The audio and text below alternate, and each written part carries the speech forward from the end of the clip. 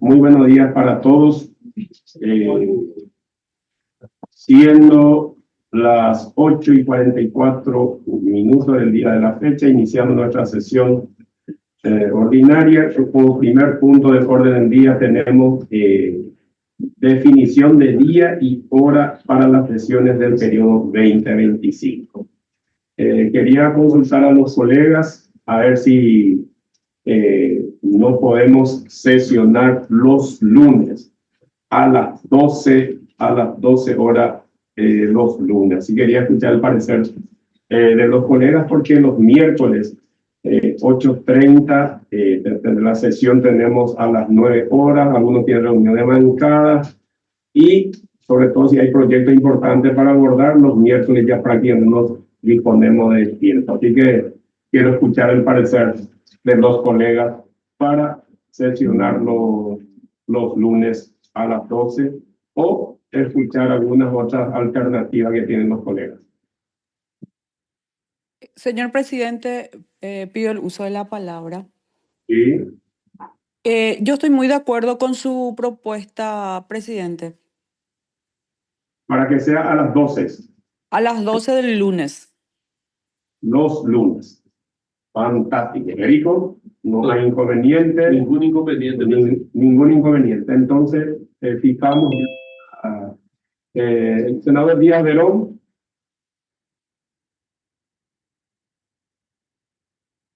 Senador Díaz Verón. Bueno, acá ella... Por mayoría. Por mayoría, sí. Hola, presidente. Sí. Para sesionar Presidente. a las 12. ¿Para acompañar? Sí, para sesionar. Acompaño, presidente, en el sentido de su voto. Perfecto. Bueno, ya queda definido entonces a las 12, los lunes. Segundo punto del orden del día, parecer técnico sobre expediente CD 23-748-83, proyecto de ley de abordaje nacional de la disfemia. Vamos a escuchar el parecer técnico. Rocío. Sí. ¿Sería el expediente? Sí. No, el PowerPoint.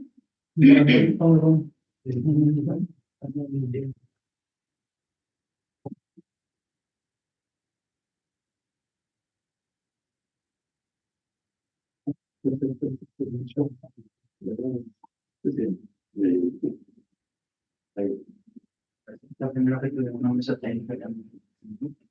Sí.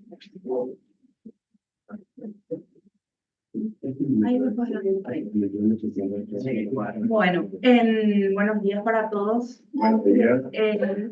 Nosotros hicimos una mesa técnica con los asesores y también pedimos y también tuvimos la presencia de un referente de la CENADIS. Con relación a este proyecto de ley, primeramente en el proyecto se estipula que las personas con disfemia gocen de los derechos atribuibles a las personas con discapacidad. Sin embargo, la disfemia no constituye para nuestro país una discapacidad de acuerdo a los tratados internacionales ratificados por el Paraguay y tampoco existe una normativa paraguaya que la clasifique como tal. La disfemia sí constituye un trastorno, no así una discapacidad. Una persona con discapacidad podría tener una disfemia, pero el tener un diagnóstico de disfemia no implica ser una persona con discapacidad. También observamos en el análisis una sobrelegislación, es decir, en algunos de los artículos que después hice algunos ejemplos, es como que dice que se cumpla la ley tal, y ya existe esa ley, que se cumpla la ley de educación inclusiva, que se cumpla la ley de los derechos de las personas con discapacidad y demás. Por eso, ante el análisis también diríamos que hay como una superposición de normativas. El informe, también pedimos informes a ministerios vinculantes que son SENADIS, Salud y Educación. SENADIS también tiene que hacer una ampliación de su informe, pero sí en la mesa técnica ellos también hablaron de que no está clasificado como discapacidad. Salud dijo que para qué crear que me pareció muy pertinente el análisis de salud. Ellos dicen que se considera que un proyecto de ley específico de un aspecto aislado del desarrollo es innecesario porque el Ministerio de Salud tiene su política o su modelo de atención, que es el MAIDIT, en donde ya abarca el tema de señales de alerta, que el primer nivel de salud tiene que levantar las alertas, después están los servicios de intervención temprana, pero que no constituye, no le parece que tengamos que crear otro programa y sobre todo el tema de los programas, porque a nivel legislativo a un país le cuesta mucho sostener leyes por patología, o si no vamos a tener miles de leyes y todos quieren un programa para ellos, sin embargo, esa visión de salud más integral creo que es más sostenible como política pública. Y educación también hacía referencia a que ellos hacen referencia a la formación docente, a la ley de educación inclusiva que ya existe, formación docente, ellos tienen el tema de, tienen sus planes y proyectos con relación a la formación docente, es decir, sería incluir un tema más, pero no crear una ley específica para eso. Y algunos ejemplos, por ejemplo, en el artículo 4 dice de las protecciones nacionales. Para todos los efectos, esta ley tiene en cuenta lo previsto en la ley tal, o sea, estas ya son todas leyes que existen. Entonces, es como sobre legislar sobre leyes que ya existen. En el artículo 5, por ejemplo, establece beneficios para los empleadores a los efectos de incentivar la incorporación de personas con discapacidad en el sector público. Y esta ley ya fue derogada. Entonces tampoco no, y también acá, ¿verdad? En el análisis nomás de oportunidad de las personas con discapacidad se incluye, si se le incluye a la persona con tartamudez, entonces de repente para las empresas va a decir, no, yo ya incluí, es más fácil o tal vez hay más oportunidad de incluir a una persona que tiene tartamudez que a una persona con discapacidad intelectual, a veces es como que restar otra vez a ese sector más vulnerable, le vamos a restar los cupos otra vez, ¿verdad? En el artículo 7, por ejemplo, habla del programa nacional. Entonces, nosotros ya tenemos esta experiencia a nivel país. El programa nacional para personas con TEA apenas están iniciando después de hace un año y algo. Y lo que implica presupuestariamente también, que de alguna manera tampoco está abordado en el proyecto de ley tener un programa nacional y desgasta mucho a un país tener programas por patologías, ¿verdad?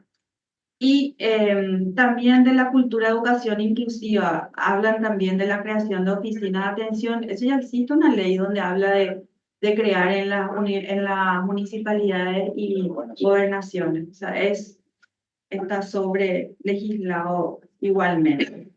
No encontramos tampoco evidencia, perdón,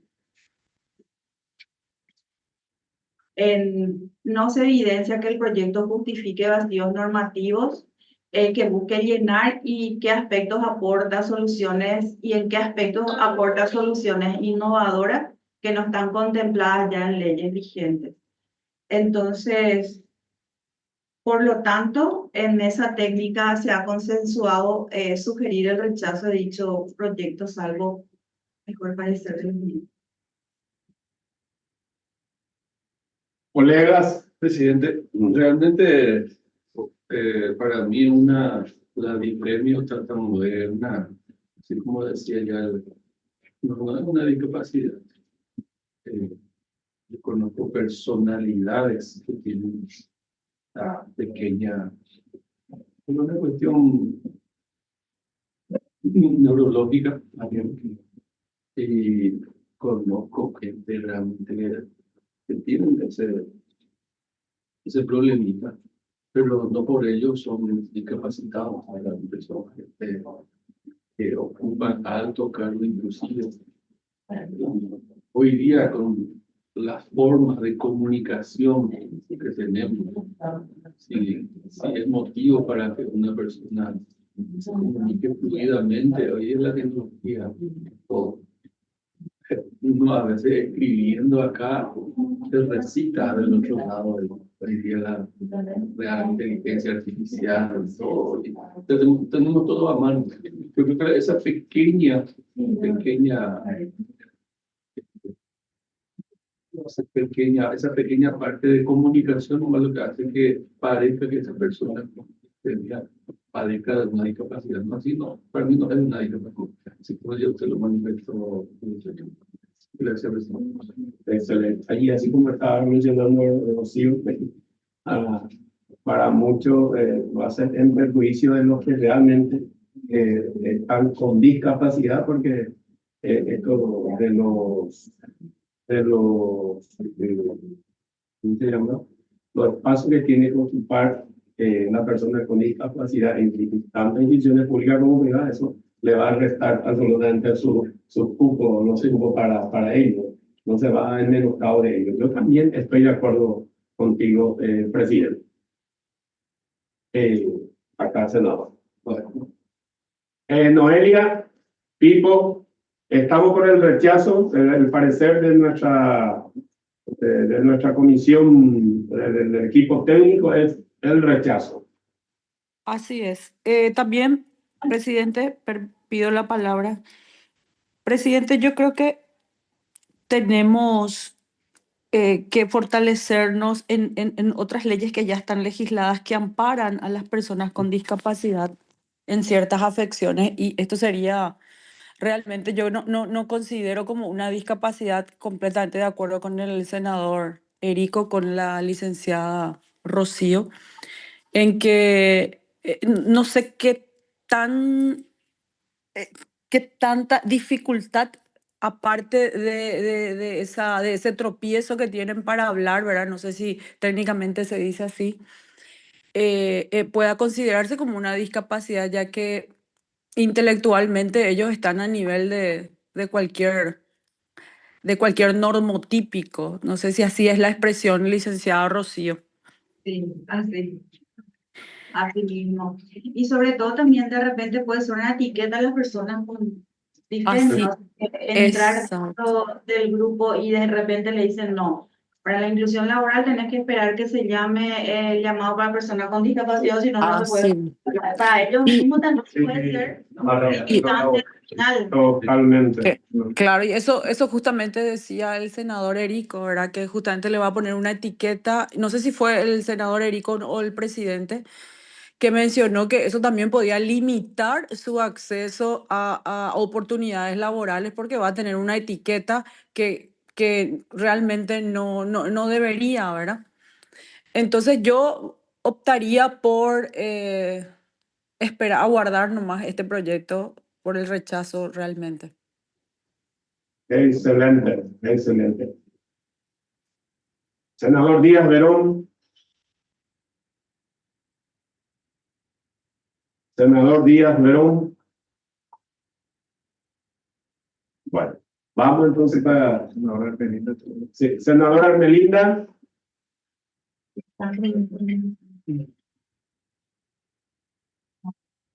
Bueno, bueno. Y entonces vamos por el rechazo. Y después, ahora tenemos asuntos varios. Senadores, si tienen algunas ideas, opiniones.